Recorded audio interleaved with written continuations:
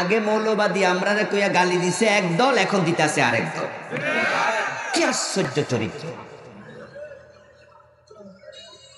নেতা বলে কিনা সাক্ষাৎকারে সাংবাদিকদের সামনে যে বাংলাদেশে আমরা কোনো মৌলবাদীদের শাসন চাই না, যারা ইসলাম মানে তারা মৌলবাদী না। হ্যাঁ, যদি মৌলবাদী মনে হয় আমাদেরকে তোমরা বলতে থাকো, আমাদের কিছু আসে যায় না, আমরা ধর্মের মূলে থাকতে চাই। মৌল মানি মূল, বাদী মানি ওয়ালা, আমরা মূলে থাকবো, তোমরা আগায় ওঠো, আগায় উঠতে থাকো। যারা বেশি আগায় উঠেছে, আগস্টের 5 তারিখে যখন ঘোড়া লড়া দিয়েছে, দিল্লি দানুর বাড়িতে পালানো লাগছে, দাদার বাড়ি পলাইছে, এক কাপড়ে পলাইছে, দ্বিতীয় কাপড় নিতে পারে নাই, রান্না করেছিল, ভাত খাইয়া পলানোর টাইম পায় নাই। আসমানের মালিকের ধরা, ইন্না বাদশা রাব্বিকা লাশাদীদ উমলি লাহুম ইন্না কাইদি মাতিন। নিশ্চয় তোমার প্রভুর ধরা বড় শক্ত। আল্লাহ বলে আমি ছাড় দেই কিন্তু ছেড়ে দেই না। ইন উমলি লাহুম, আমি রশিতে ঢিল দেই। ইন্না কাইদি মাতি, নিশ্চয় আমার কৌশল অত্যন্ত শক্ত। সুবহানাল্লাহ, সুবহানাল্লাহ। আশ্চর্য হয়ে শুধু দেখেছি, আশ্চর্য হয়ে আমার আল্লাহর ক্ষমতা শুধু দেখেছি, তার কুদরত শুধু উপলব্ধি করেছি, বিস্মিত হয়েছি কিভাবে সাজানো গোছানো একটা বাগানকে আল্লাহ একদিনে তছনছ করে দিয়েছে। কেমনে গোছাইছিল! একটা চকিদার নিয়োগ করলো, জিগাইতো কোন দল করে, ঠিক কিনা? পুলিশের কনস্টেবল দল ছাড়া নিয়োগ দেয় নাই, কোন অফিসার বানায় নাই, সব জায়গায় নিজের দলের লোক দিয়া এমন ভাবে সাজাইছে, ভাবছে ফেরাউনের মতো ক্ষমতা থেকে আর সরা লাগবে না, বছরের পর বছর থাকবো থাকবো থাকবো। তাই ঘোষণা করছে ভিশন 2041, 2041। এর মাঝে আর লড়াছড়া নাই, লাগাতার চলেছি। 15 বছর ছিলাম, 41 মানে 2025 থেকে আবার 15 বছর, 30 বছর আমরা ক্ষমতায় থাকবো। এরপরে দরকার হইলে ভিশন 2050 2,500 সন ঘোষণা করে দেব, ঠিক না? দেখা যাবে কি হয়। এজন্য মজা করে বলেছে তাচ্ছিল্যেশ্বরে, কিসের আন্দোলন, এই বছর না ওই বছর, মানুষ বাঁচে ওই বছর। বুঝাইছে কিচ্ছু করতে পারবা না।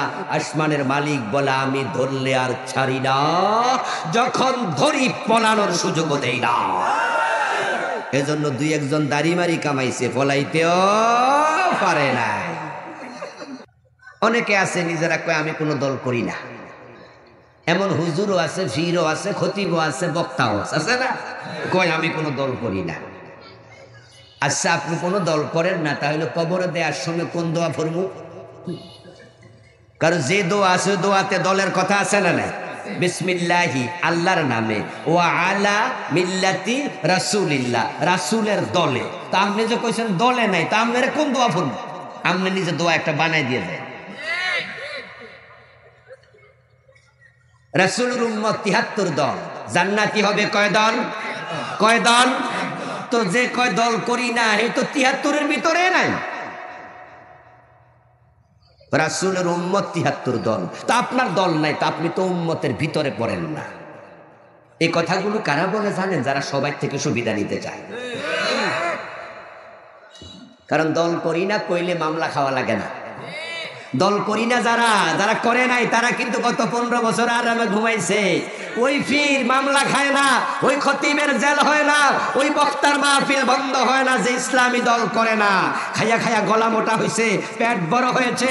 আর যারা ইসলামী দলের কর্মী ছিল, দায়িত্বশীল ছিল, ডজন মামলা লইয়া ফেরারি আসামি হয়ে বাড়িতে ঘুমাইতে পারে নাই, বছরের পর বছর চলে গেছে।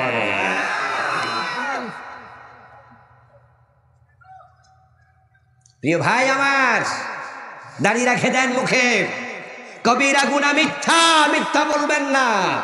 এইখানে বসে আছেন, ব্যবসায়ীদের মাঝে এমন বেশি পাবেন যারা সারাদিন মিছা কথা বলে। দোকানের মাঝে যত মাল আছে সব ভেজাল, অথচ পাবলিকের কাছে কয় কি সব কয় নাম্বার? 1 নাম্বার। দুধ বেচে, দুধে পানি মিশা, মানুষের কাছে কয় যে না খাঁটি গরুর দুধ। কিসের দুধ? খাঁটি গরু। জিগাইলে কয় গরু তো খাঁটি, দুধে না সমস্যা। বুদ্ধি দেখছেন? খাঁটি শব্দটা কই লিখছে? দুধের আগে লিখছে নাকি? গরুর খাঁটি দুধ পাওয়া যায়, এটা কিন্তু লেখা না। দেখবেন অধিকাংশ লেখা এটা পাবেন না। গরুর খাঁটি দুধ পাওয়া যায় এটা লিখবে না, লিখবে খাঁটি গরুর দুধ পাওয়া যায়। গরুতে তো কোনো প্রবলেম নাই, প্রবলেম তো দুধে না।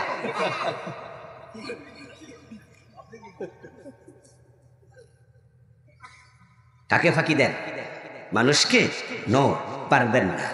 আল্লাহ এমন সিস্টেম বানিয়ে রাখছে, আপনারা দেখবেন যে মার্কেটে গেলে বিভিন্ন মার্কেটে চারিদিকে দোকানে ওখানে সিসি ক্যামেরা আছে না? ভাই ভাইয়েরা কথা বলেন, আসেনি? আচ্ছা, ওখানে দোকানে ঢুকে যদি আপনি কোনো মাল পকেটে ঢুকাই ফেলেন, সিসি ক্যামেরা উঠবে না? আল্লাহ তাআলা মানুষকে পাঠানোর আগেই গর্দানে একটা সিসি ক্যামেরা ঢুকাই দিচ্ছে। وَكُلَّ إِنسَانٍ أَلْزَمْنَاهُ طَائِرَهُ فِي عُنُقِهِ وَنُخْرِجُ لَهُ يَوْمَ الْقِيَامَةِ كِتَابًا يَلْقَاهُ مَنشُورًا। আল্লাহ তাআলা বলেন সূরা বনী ইসরাঈলের 13 নম্বর আয়াতে, আমি প্রত্যেকটি মানুষের গর্দানের ভিতরে ক্যামেরা ঢুকাইছি, মেমোরি কার্ড ঢুকাইছি, রেকর্ডার ঢুকাইছি। যা করবে সব সিসি ক্যামেরার মতো রেকর্ড হতে থাকবে।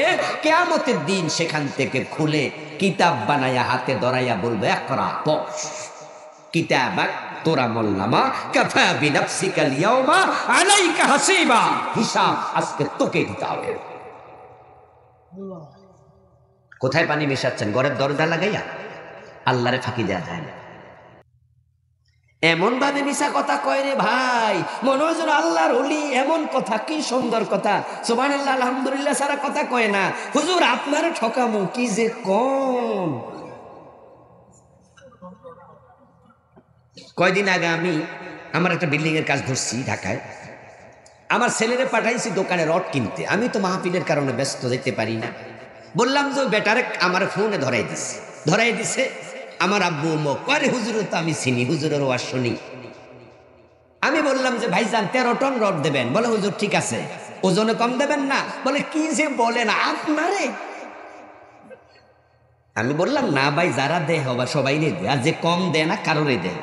বলে হুজুর আপনি ওটুকু বিশ্বাস রাখেন যে আপনারে কম দেব না।